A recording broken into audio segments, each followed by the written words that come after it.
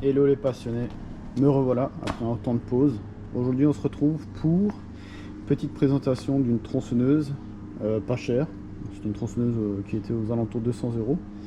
La MS170 qui n'est plus au catalogue aujourd'hui.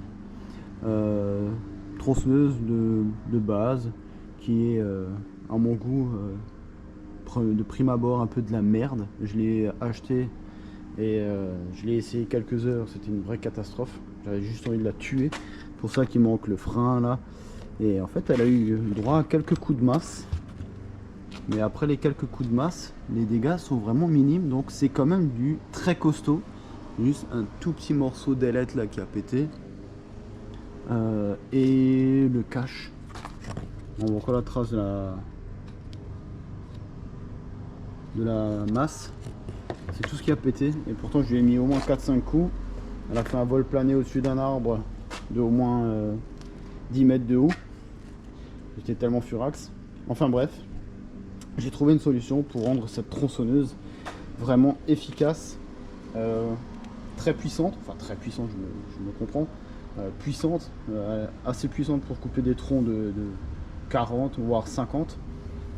Et il y a deux petites choses à faire pour la rendre vraiment bien. Alors première chose à faire, c'est petite astuce, c'est débrider l'échappement. Donc tout simplement douille de 8, on ouvre là devant et de ce côté là il n'y a rien de sorcier, c'est très minime comme mécanique.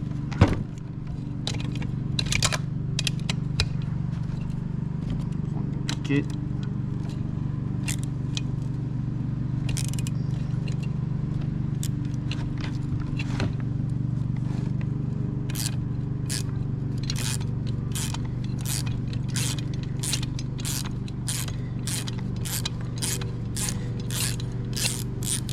Je pense que mon écrou a pris un petit coup depuis. Donc on enlève le premier cache qui est juste un cache pour l'esthétique. Bon, celui-là est déjà modifié. Donc on enlève l'échappement complet, on laisse le reste en place. Et en gros, ce qui consiste, c'est là vous allez voir qu'il y a quelques tout petits trous. Je crois que c'est des trous de 4, un truc dans le genre là. Et l'astuce, c'est de percer. Je vais vous montrer ça de plus près. C'est de percer les trous. Moi j'ai pris un fourret 10 et après ça j'ai pris une lime pour faire un peu les bords. Du coup ça fait une grosse ouverture comme ça. Voilà, du coup ça débride l'échappement. Donc pour ceux qui vont me dire ouais bon après la fiabilité elle est mise en cause machin chose, j'ai la MS180 181 en pièces détachées et en fait Steel ont déjà fait cette manip mais d'origine. Donc on peut voir qu'il y a déjà plein de petits trous, ce qui ressemble quasiment à l'ouverture que moi j'ai faite. Donc voilà, la fiabilité n'est pas mis en cause, c'est exactement le même échappement. Il n'y a pas de... voilà, les deux se montent dessus. Bon, moi j'ai modifié celui-là, celui-là, l'autre de la MS180, je l'ai acheté plus tard. Il faudra une fois que je l'essaye, voir s'il y a une différence de puissance ou pas. En tout cas, j'ai fait cette modif, ça coûte 0 €. Et là déjà, il y a une nette amélioration en puissance. D'origine, ça coupe des petites branches, des petits troncs de peut-être 10 cm de diamètre. Au-delà, elle galérait à mort. J'ai fait cette modif. J'ai viré la chaîne d'origine aussi parce que la chaîne qui donnait avec, c'était une véritable merde. Elle s'émoussait super vite, coupait pas super bien. Donc moi j'ai repris au début une Oregon qui était pas trop mal et après par un hasard des hasards j'ai eu une chaîne de chez JR qu'on trouve chez Brico Dépôt. Elle vaut 10-11 € je crois et elle marche super bien. Elle coupe très bien pour plus de 10 balles. Ça marche très bien, elle s'émousse pas très vite et elle coupe vraiment beaucoup mieux que celle d'origine qui donnait avec la tronçonneuse. Donc voilà, une fois qu'on a fait la modif, on remonte tout le bordel, on fait sens inverse tout simplement. On remet le cache pour qu'on ne voit pas la modif, un peu comme au CT, comme ça on ne voit pas. On remonte tout. Voilà l'écrou il a pris un coup, je sais pas pourquoi. On resserre le bordel. Attention de ne pas serrer trop fort, sinon ça pourrait arracher les tiges.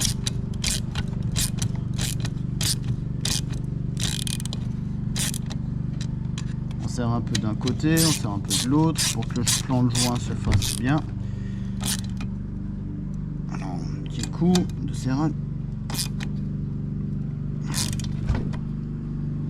Voilà, tout est en place. Deuxième super modif, et là ça a clairement complètement transformé la machine, c'est l'achat. Bon, vous allez voir, il est un peu sale parce que je l'ai utilisé hier dans la vidéo qui suit tout à l'heure d'essai. Je l'ai enfoncé comme un porc dans le guide. 3 hours later.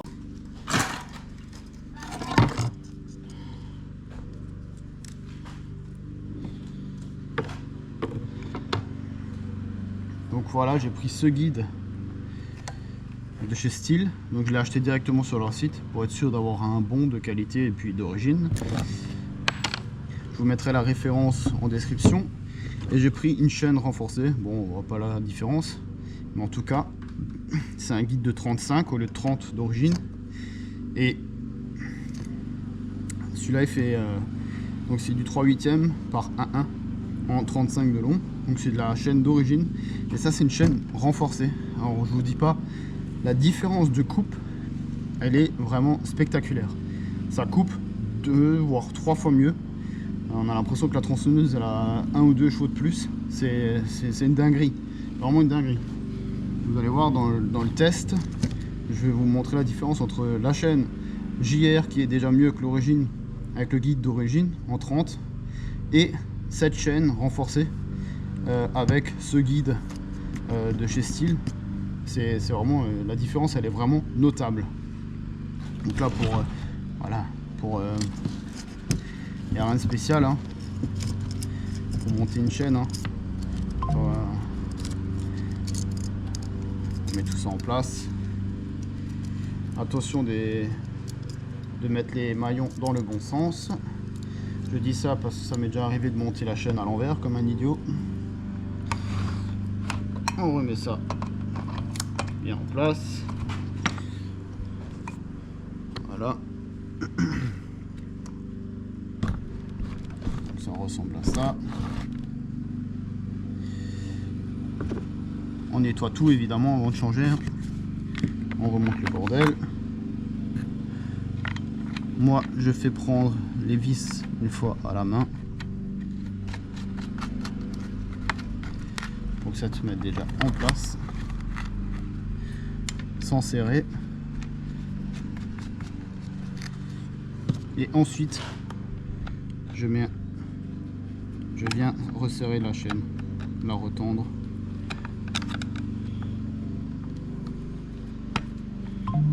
Donc moi je fais comme ça pour qu'on est sûr que tout est bien en place. La chaîne elle est bien dans le guide et bien dans la denture de l'embrayage. Voilà.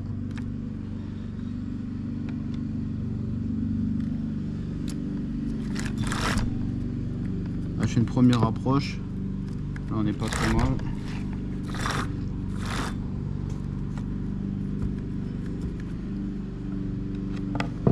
Alors, moi mon astuce pour être sûr de pas trop tendre, je serre une fois, comme ça tout c'est bien serré, bien mis en place. Voilà, comme ça là tout est bien plaqué. Je fais tourner la chaîne, je regarde où on en est et après je la redesserre un tout petit peu. On redesserre genre d'un quart. Ça elle est de nouveau libre et là je lui remets un dernier petit coup. Moi j'aime pas trop les tendre.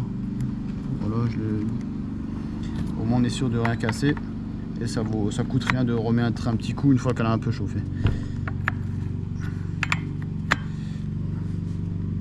Et voilà, le changement est fait. Donc après, le bruit, elle fait pas beaucoup plus de bruit, donc ça c'est bien. Donc on va tout de suite voir.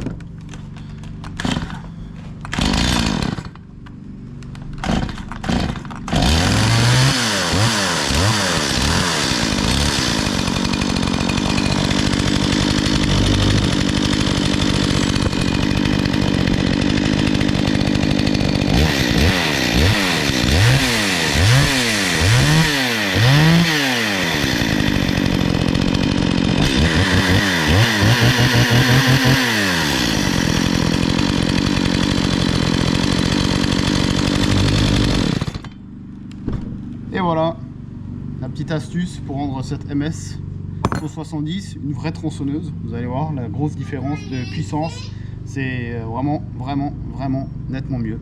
J'ai dû couper,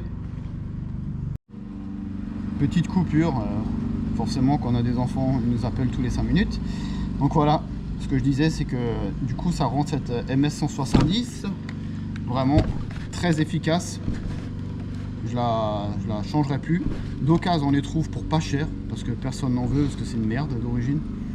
On les trouve entre 100 et 150 euros. C'est vraiment pas cher. Ça coûte nettement mieux qu'une tronçonneuse chinoise à 100-150 balles avec des soi-disant 60 cm3, des 5-6 chevaux. Alors qu'en réalité j'en avais une, c'est une merde. C'est pareil, ça coupe pas plus que quelques branches, c'est de la daube. Avec ça vous allez voir la vidéo que j'ai faite. Bon, je l'ai fait à l'envers. J'ai fait d'abord la vidéo test hier. Aujourd'hui c'est la présentation. En tout cas vous allez voir la différence entre d'origine plus ce petit guide, cette bonne chaîne et l'échappement débridé, ça n'a plus rien à voir. Voilà pour la présentation. On se retrouve tout de suite pour le test. Voilà, maintenant on va faire le comparatif. Donc là, tronc de 25, on va essayer de chronométrer.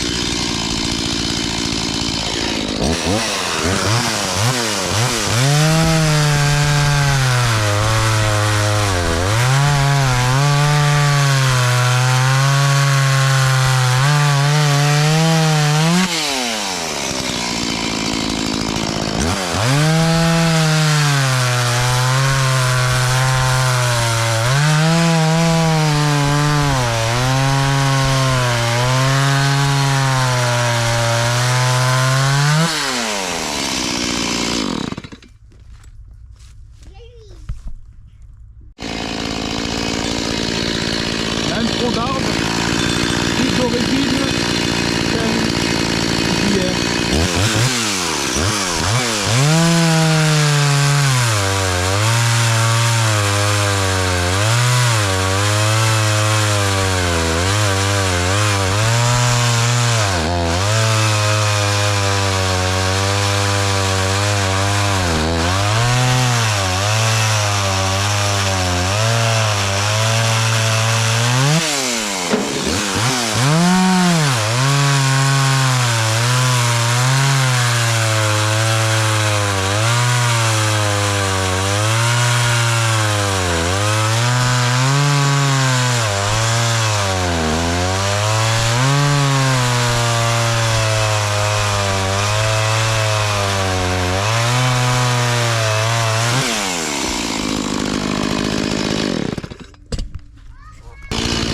là on a du 16.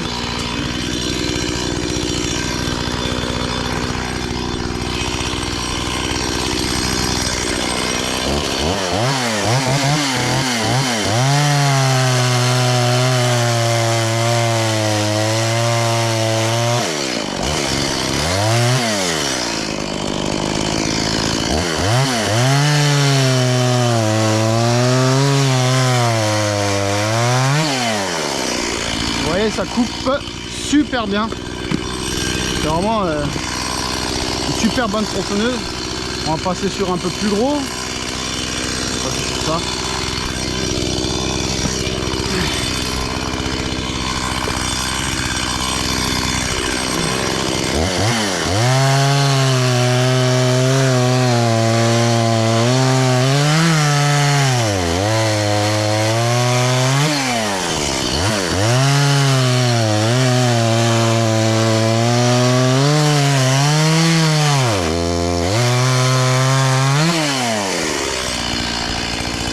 Coupe comme dans du beurre, elle a vraiment largement assez de puissance pour couper des troncs. Ça fait quoi, à peu près 17 ou 20 cm? Ouais, 20 cm. Elle a assez de puissance pour même couper des gros trucs comme ça. Ça c'est ce que j'ai coupé tout à l'heure. Là on est sur du 30 cm de diamètre.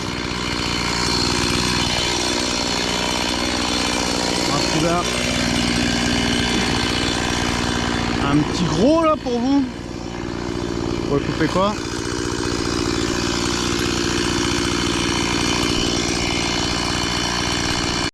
On va prendre celui-là comme exemple.